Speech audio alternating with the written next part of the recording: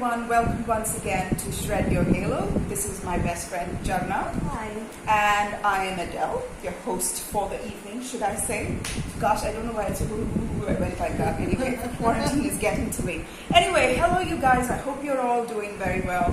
Disturbing times as they are, this could still turn out to be the cocoon we've all needed, but just never knew we did. And the world is resetting herself, and so should we. So today, Jana's come up with an extremely interesting and important topic called forgiveness. So, without further ado, Jana. So I came up with the topic of forgiveness because it is relatively new to me in terms of what forgiveness actually feels like. Because I used to think it was supposed to feel a certain way, and it's not. It's really not. It's so not, yes. And also with this video, I'm hoping I get to learn more from Edel, and so wise. And hoping that I will be able to include it or be more open to it basically in my life. And yeah, that's why I came up with the topic. So the first question, what has been your experience with forgiveness?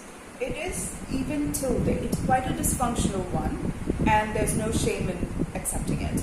Like all relationships, it is a dysfunctional relationship, and I'm okay with it.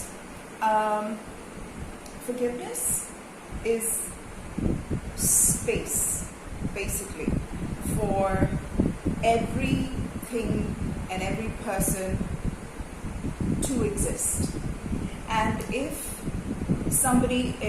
their existence is hurting me, by existence I mean who they are as a person, or their mannerisms, or what they've said. And I'm not even going into places where people have deliberately hurt us. I'm talking about just the act of living can hurt us, right? Yeah. And when we lack forgiveness, what you land at, best case scenario, is a person who is filled with pet peeves, and a lot of eccentricities, where they try to, this is who I am. So instead of actually having a fluidity to who they are, and a sense of adjustment, and a sense of needing symbiosis, they become rigid, and instead of a personality, they have pet peeves. So at best case scenario, you have a person who's eccentric, who's filled with pet peeves, and say, I don't like this, and you're not supposed to do this.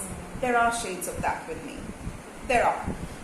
And then there are, the worst case scenario would be a person who becomes just cruel, autocratic, cruel people. And if they had only tasted a smidgen of forgiveness in their lives, if they've tasted it, it's very difficult for us to manufacture something that we haven't experienced within ourselves at all, right? So, just like Dr. Phil says all the time, hurt people, cruel people who had abuse turn out to be abusers themselves. So, unfortunately, if we haven't tasted forgiveness from the outside in the formative time of our lives, we will turn out to be at best an eccentric with pet peeves galore, or worst case scenario, horrible autocrat who has no problems victimizing anybody coming into their life path. I felt happily more closer towards the pet peeves. You did that? I was thinking, where is No, so I felt kind of close to, which is, I think, hopefully the majority of us. We fall under the category of, how dare you breathe? Stop breathing. Like, I hate when people make exhalation sounds. I just do. Like, stop! I remember there was this one particular surgeon that I used to assist with knee replacement surgeries with, and he would breathe so much into a mask, and it would be hell for me, absolute hell. So we can have, and once I learned, but that's where it started for me, yes. And now, because I was digressing too much, right? And then I started, because the world wasn't prepared to forgive me. I wasn't even in a position to ask for forgiveness, because it was pride. I can't ask for forgiveness, because if you are in the receiving end of forgiveness, you've done something wrong and you've asked and apologized, and then I lived in a cruel world, a world that I interpreted as cruel all around. So, for the first time, I started forgiving myself, and it felt freakishly odd. It felt very artificial, but slowly I said things like, that's okay, it's okay, we can do it tomorrow, or that's okay, don't be mean to yourself. Yeah. Of course, I addressed myself in the third person because I was that fractured, and then once I started tasting forgiveness, and every day, God, I forgive myself a gazillion times. The one person who benefits the most from my forgiveness is me. Dear God, I love to, I can't exist a minute without forgiving myself. And once that becomes yes, kind of, yes. Now it's very easy for me to forgive myself. I think I've become a much better friend. Relationships can only exist in an atmosphere of forgiveness.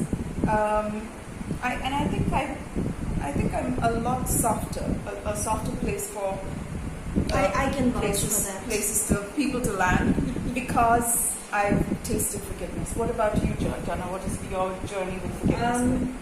It's been very.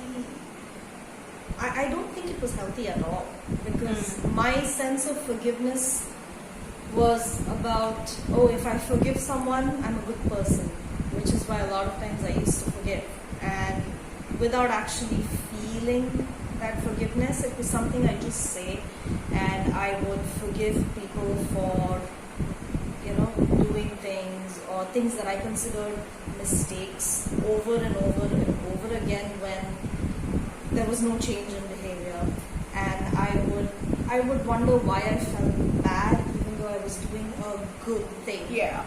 And on the receiving end of forgiveness, I used to be extremely ready to apologize, whether it was my fault or not, just to keep the peace.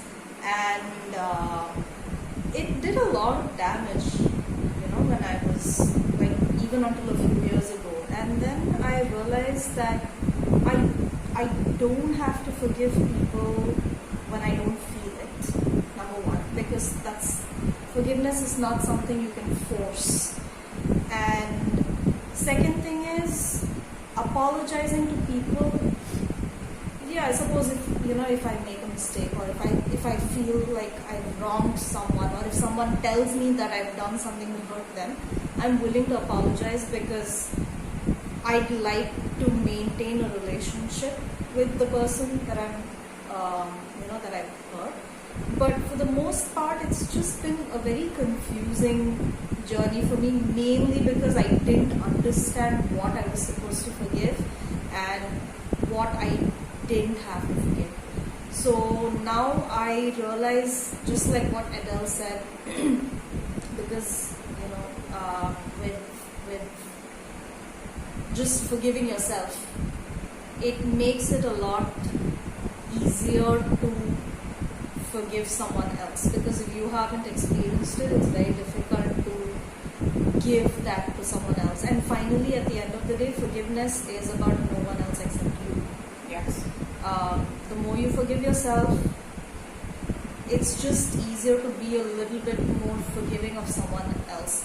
And even I had a lot of these pet peeves, and I think I still do, but maybe not so actively. I like my clothes kept in a certain way. I like my cupboard arranged in a certain way. I like walking this certain way, and it was so many things that was so small and inconsequential, but at that time it didn't feel like that, because I felt like if I held on to these things, it would just be easier, and getting upset at other people would make me feel like a better person. So forgiveness has been very confusing. Now I understand maybe a small part of it because I'm trying to be okay and make peace with a lot of the things that I think I've done are bad. Just so I can, I can say, at the end of the day, when I come back home to myself, I don't want to feel like a stranger. And forgiving myself gives me that little bit more space to be okay with where I am or be okay with who I am in that moment. So that has been my journey with forgiveness. Is it important? I think we've kind of covered it, right? Oh my God, it is so important. If you don't think forgiveness is important, then I mean, that's a sociopath or a psychopath. They don't think forgiveness is important. But even in the worst case scenario, a token forgiveness is better than no forgiveness, because you can't live in complete hostility. So hats off to you, Jharna, when you used to forgive people for whatever the reason it was. But it didn't used to make me feel good about myself. I understand that, but now you've got the vocabulary to voice what bothers you, as opposed to a knee-jerk reaction and forgiving everybody blanket, coming from a militant Catholic background that I did. Yeah. My role model was Jesus Christ, right? You can't compete with that. That man can forgive. I love him. So, oh my gosh, what would Jesus think? And this was because I left half an egg in my plate. As a child, my mom would be like, what would Jesus think? And I'm like, oh, oh God, I left half an egg and I was stuffing it into my mouth. Anyway, so that's been my upbringing. But I think, dear God, and I've lived inside my body with unforgiveness. I was intolerant and I labeled it as perfection. I labeled it as striving for being better. But it was just like you said, a complete hostile atmosphere. Look at all the children that are born in war-torn areas. Do they thrive? No, they don't. Look at all the people that are working stressful jobs 24/7, racing against a deadline. Everybody lands up with a lifestyle-induced disorder. We cannot thrive without forgiveness. I think forgiveness is an absolute prerequisite. And a long time ago, this was, my God, I can't believe I actually forgot this. Wow. I was talking to a friend of mine, and I told her that, this was many years ago. I said, this happened. She held my hand like this, and she said, you have my permission to cry, and I will not say it's wrong. And oh my God, and to me that was literally one of the best experiences of my life. And I remember that so much, and I started doing that for myself because, well, my friend lives in Germany and she can't do that, right? So I started doing that to myself. And even though doing it to myself initially felt like a poor substitute to having my best friend do it for me, I had a data point now. I had a point of reference. And now I'm the best forgiver. I'm going to write that on a post-it note and stick it on the mirror. Yeah. Yeah, it is important. There's no doubt about it, because without forgiving yourself, it's very, very difficult to live in your own body and feel at peace, right? Yes. So yes, there's just no question about it. It's something that you just do step by step. You do it every single day. Take small steps, because a big step feels like a lot. Sometimes you feel like you're just lying down on the floor and all you can do is just look up a little bit and you're fine. And you just keep doing that every single day.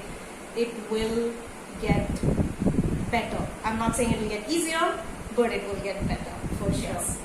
So how do we open up ourselves to forgiveness? Like, how can we be more open to it? Because a lot of us have difficult backgrounds, Yeah. we're coming from difficult places. How do you try to incorporate it in your life without it being abusive?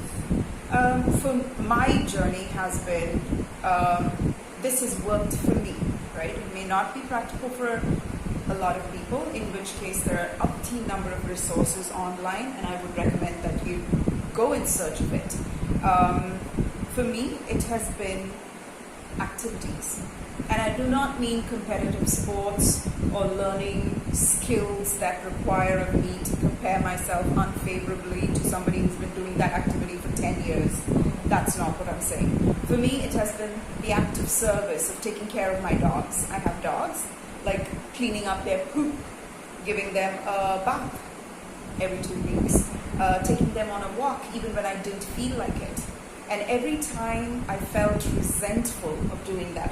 And well, I never experienced, and without experiencing forgiveness, there's literally no room for love. And I don't know what I felt for my dogs. It was something. And I assumed that was love, but it wasn't really. It was some sort of oh, they're so cute, and you're supposed to have a dog, only then you're normal. I don't know what it was. But then I would see their face, and I would have these little glimmer of moments where suddenly my life would feel like I'm so proud that I did this. Because they're not getting anything back. The very nature of forgiveness is I let go. You don't owe me anything. You can do this. So my dogs taught me a lot about coexisting, because they come with their full personalities. They don't toe the mark, don't paw the mark. Yeah, and they're not. They have their own agenda. They have their own. It's not. They have their own life. And then the next thing is painting, something creative that I can do. I don't go to classes, I don't paint, and I look at other people's artwork. In the beginning, it was just forgiving myself for not being in the mood to paint. And then when I painted, what I had in mind is not translating in paper, forgiving myself for that. And then slowly going on with activities where I was good at and learning to say, that's okay. Now we're learning belly dancing and qigong, and I'm terribly pathetic at both. And it's fun, and it can only be fun when without forgiveness, you cannot have a sense of humor. Without forgiveness, you cannot have a relationship, because we're fundamentally like super different people. Extremely different. Yeah. And so for her to be in my life requires of me to create space for her. And for me to be in her life, she needs to create space for me. And that space requires of her to forgive me all the time. And I have to forgive her all the time. And forgiveness means, I'm not going to say anything about it now, but I'm keeping it score on my head, and one day I'm going to sting you like a scorpion. That is revenge. That's not forgiveness. Yeah. So forgiveness is, it's okay. You're not going to die. I mean, what's the worst that can happen, right? But if we've not tasted forgiveness and we don't have all that space inside our souls to maneuver ourselves, and if we are crowded into ourselves, a little bit of anything can feel threatening. And that's when we become intolerant as well. So if we need healthy relationships, and we do. Human beings are not islands, right? Forgiveness is literally the first characteristic trait to develop. If we want to be in relationships, learn to forgive.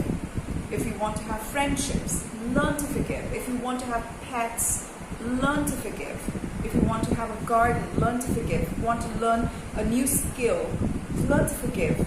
And once we learn to forgive and we've got all that space, there's room for sense of humor. You become one of those people that is just so easy to get along with. You're not keeping score, because then your head is not crowded with information about all the wrongs somebody has done that you need to revisit and just oh my just woken up.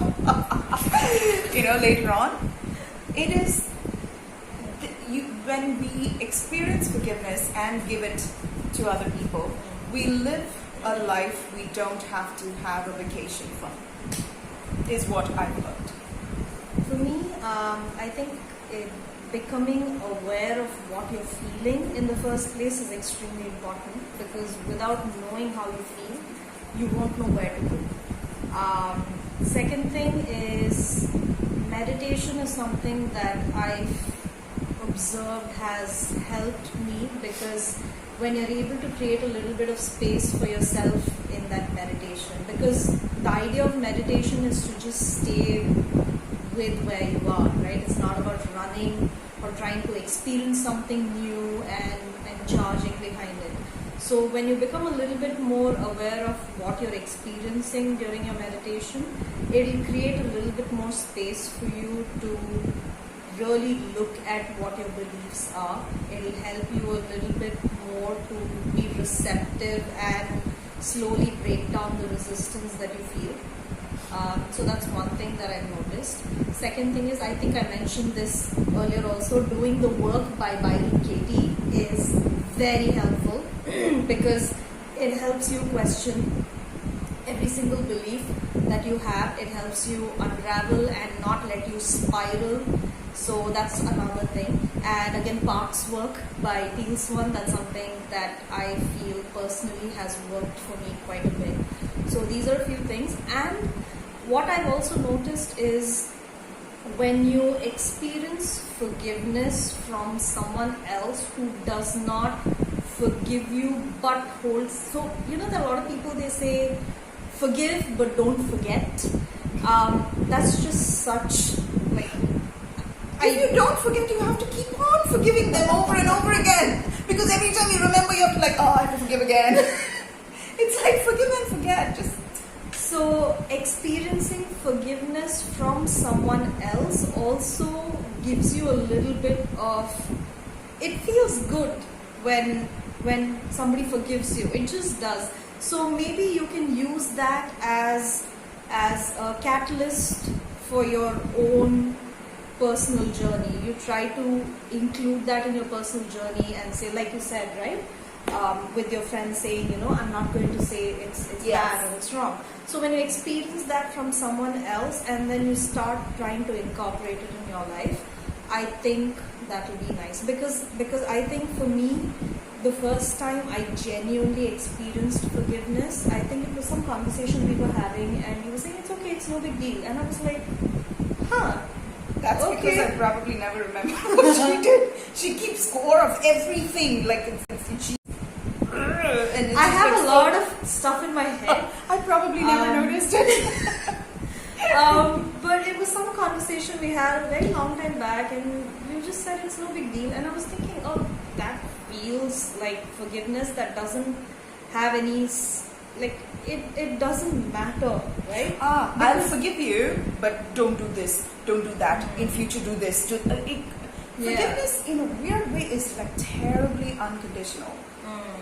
Frighteningly unconditional, and that can happen only when we've forgiven ourselves so much. So so these are a few things that personally have worked for me, and they may work for you. If any of these things still don't feel like it would work for you, or if you could incorporate it in your life, talk to a therapist. Therapy. This is something we advocate in every single video that we put out. Yeah. Therapy, because they do not have any, they're not invested in your life as such, right? They just want to see you do well or get better, and because mental health is so important, and it'll definitely help. So please see a therapist if you need to. And so that's today's topic. Yay! Thank you. So thank you so much for joining us. It's been an incredible pleasure and a wonderful journey to speak about the very foundation of all relationships, be it with a plant, or with your best friend, or with your lover, or your parents, or a pen pal. it doesn't matter. If it is not rooted and dependent on forgiveness, it's not going to last. And for that, let's experience forgiveness within ourselves. And let's start at some point. Everything has to start somewhere. So let's make a promise during this time of quarantine to forgive ourselves, to not expect so much from ourselves, because expectations come from a place of theory and academia and ideologies, and not based on real life, three-dimensional, flesh and blood facts.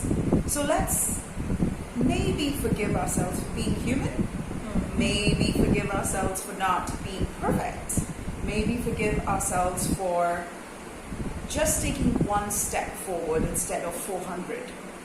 Maybe forgive ourselves for not being the perfect parent.